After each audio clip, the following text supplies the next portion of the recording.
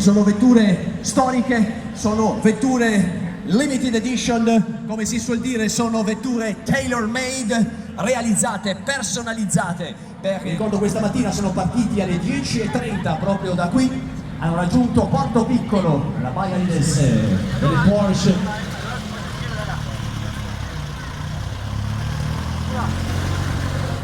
In questo momento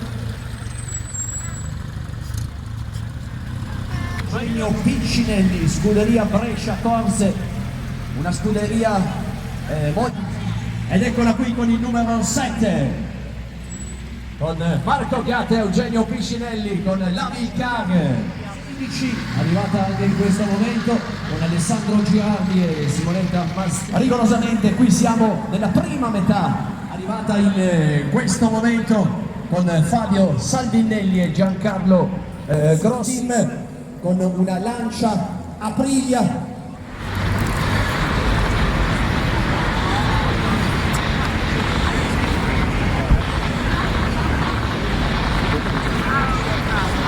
Fai così, poi così, fai così. Sì.